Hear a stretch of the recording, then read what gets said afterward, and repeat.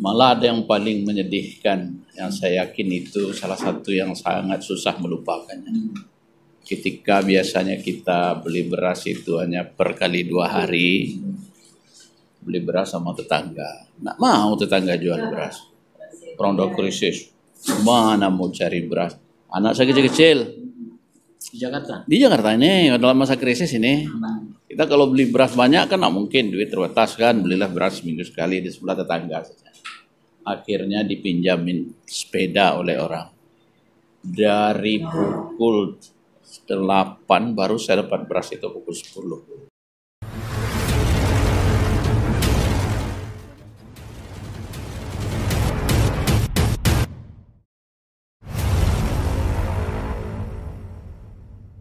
Bismillahirrahmanirrahim. Assalamualaikum warahmatullahi wabarakatuh. Waalaikumsalam. Kali ini kita bersama Pak Profesor Dr. Haji Duski Samad MAG. Beliau juga Ketua Dewan Masjid Indonesia Provinsi Sumatera Barat, tokoh masyarakat, dosen UIN Memonjol Padang, dan berbagai aktivitas yang lain. Kita saat ini kembali dalam program pengalaman keberagamaan penuh keajaiban. Jadi pengalaman kerohanian ini Pak Prof. Karena hampir semua orang itu punya masalah.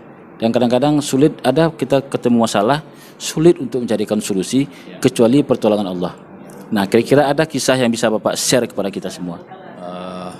Berkaitan dengan pengalaman keagamaan atau istilah kita di pengalaman ajaib. Sebenarnya dalam Al-Quran tidak ada pengalaman ajaib. Yang ada itu, yang paling tegas itu adalah surat Kahfi ayat 10 itu. Ketiga, 7, 9 pemuda. Ashabul Kahfi 9. Ashabul Kahfi. Jadi tidak ada cerita ajaib itu, ada rencana Allah. Jadi sebenarnya cerita Ashabul Kahfi itu, ketika mereka sudah terdesak, tidak ada cara lain. Bagaimana cara menghadapi kejaran dari raja yang zalim ini? Itulah bunyinya, Rabbana hablana min ladunka rahmatan wa hayyi lana min amrina rasada. Laduni kalau bahasa tasawufnya. Di setiap orang ini punya pengalaman laduni. Laduni itu satu pengetahuan, satu keadaan, satu peristiwa yang terjadi di luar perhitungan cerdas manusia. Sebenarnya banyak setiap orang. Kalau saya dalam pengalaman hidup, laduninya kalau secara perencanaannya saya tidak seperti ini. Jadi saya seperti ini, saya adalah laduni ini bisa. Akhir dari tradisi surau, kemudian ngajar di ngaji anak-anak, kemudian terus saja kuliah sampai guru besar, kan ini laduni ini.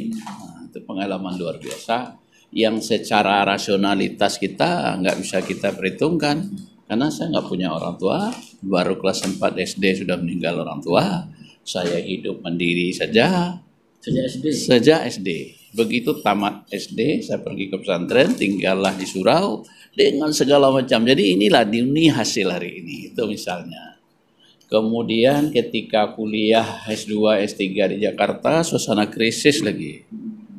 Itu juga laduni yang menyelamatkan kita, karena biasanya gaji tambah beasiswa itu hidup sudah bagus. Ketika tahun 98 itu nggak ada arti apa-apa lagi, karena uang krismon itu. Karena kemampuan berdiskusi dengan orang, laduni Allah juga, orang percaya aja sama kita kan. Malah ada yang paling menyedihkan, yang saya yakin itu salah satu yang sangat susah melupakannya. Ketika biasanya kita beli beras itu hanya per kali 2 hari, beli beras sama tetangga. Nggak mau tetangga jual beras.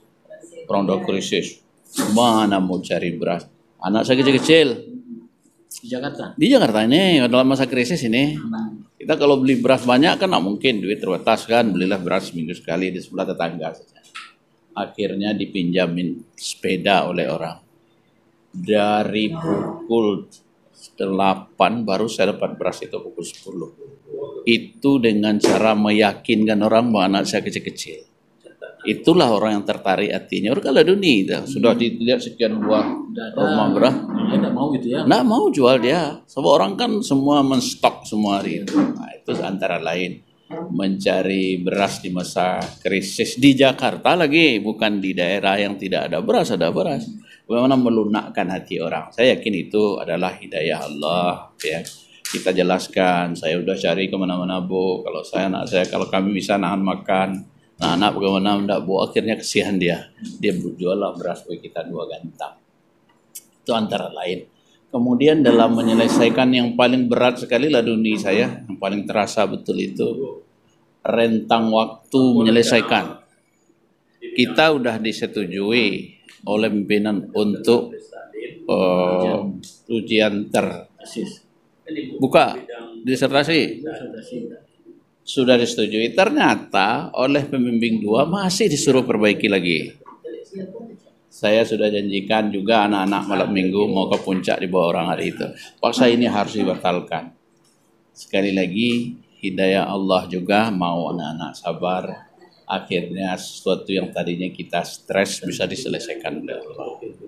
Jadi banyak kalau diceritakan, setiap orang punya pengalaman yang susah menceritakannya. Kalau itu diceritakan tidak juga boleh sebenarnya dari aspek tasawuf. Ketika itu disebut jangan-jangan itu menimbulkan ujub diri.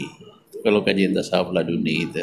Jadi yang pasti Tuhan Allah memberikan kepada setiap orang pengalaman sesuai dengan kadar yang dia perlukan pada waktunya. Nah, itu ayat surat apa itu?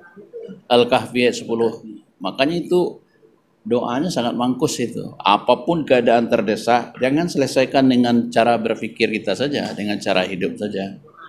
Belajarlah kepada surat Al-Kahfi ayat 10 itu. Itu yang saya ingat ketika pengalaman-pengalaman hidup kita ini beragam. Mungkin itu, terima kasih. Terima kasih Pak Prof pencerahannya. Assalamualaikum warahmatullahi wabarakatuh.